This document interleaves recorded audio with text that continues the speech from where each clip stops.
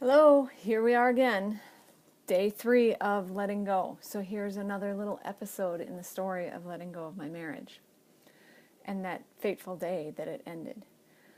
I fucking hate you. Ted pushed me over a chair onto the floor as he said those words. They stabbed me over and over again. The giant icicles penetrated deep beneath my rib cage.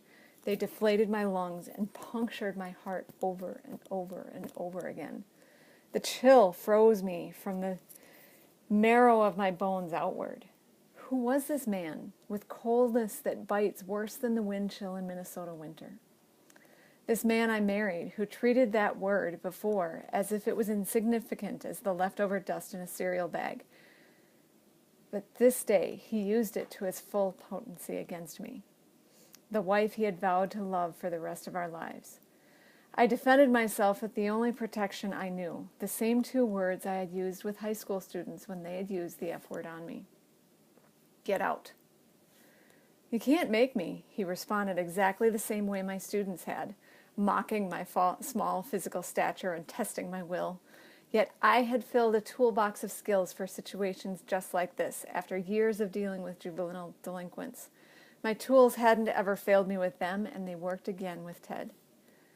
You said, fuck you, repeatedly and pushed me over a chair onto the floor. I can call the police and have you physically removed for domestic abuse. I replaced my hammer of get out with a hatchet, knowing that if I had to, I could add some barbs by picking up the phone. And just like the kids at school, Ted was taken aback. In disbelief that I could even say such a thing, he feared that I would actually follow through. At first, his ire was raised, and he took a step towards me as if to strike. But I stood my ground, saying with my body language that I couldn't allow him to treat me this way. I used the coldness that he had injected into me with his fuck you icicles. I used them against him. He surrendered. I don't hate you. I didn't mean that. Can't we discuss this like adults? Just go. The words escaped as a whisper this time.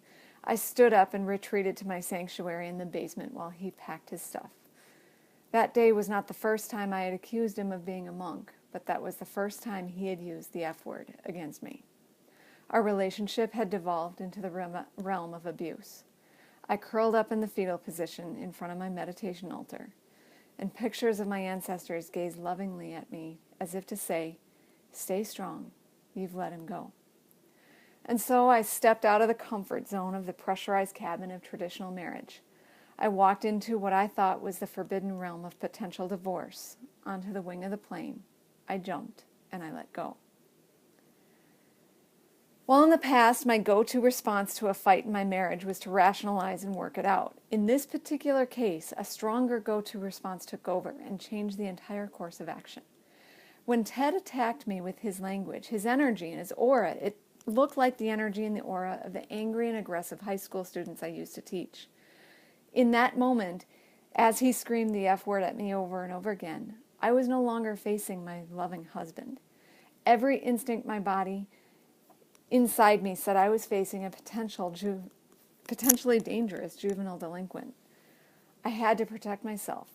Even though their circumstances were entirely different, my unconscious mind took over and triggered an unconscious automatic response. I protected myself as I had done so many, many times before, and it worked, again. And just like that, what I had been holding on to for so long and consciously working and intentionally trying to save and grip, instantly, automatically, my hands opened and I let go.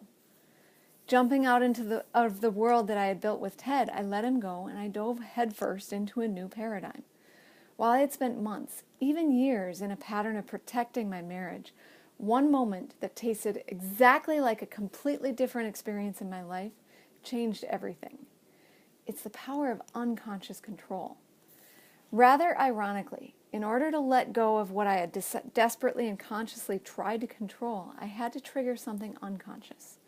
In order to let go, I had to unconsciously let myself, my soul inside, take control. My unconscious mind and brain took over. The human brain is an amazing machine. While the language that Ted used against me was exactly the same as the kids had used time and again, His facial expressions, his body language, that was all the same too. Heck, I probably even smelled it. Like the hormones running through his system smelled the same as what I had been through with my students. My five senses took in this information, read his aura, so to speak, and accessed the memories deep in the filing cabinet of my mind. My brain then triggered that automatic unconscious response I had done many times before. I remember vividly the first few times in teaching high school that I told students to get out, that they were intentional, focused, conscious, mindful. I had activated that response so many times after that in my career that it became natural, easy, automatic. I saw that face, I heard that word, I smelled those hormones. Get out. Protect myself.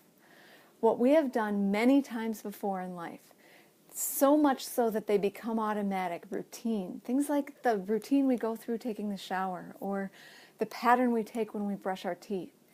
Those things, based on prior stimuli and response, that's power.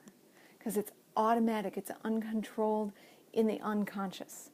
The strength of the unconscious automatic response to perform a habit is the most powerful thing you can work with. So the key to letting go of something you have built as a strong habit of holding on and you need to let go is to find something in your unconscious to trigger an automatic response that's even more powerful. Keep tuning in. Every day I'll be adding these Facebook Live little episodes about letting go and how I've done that in my life.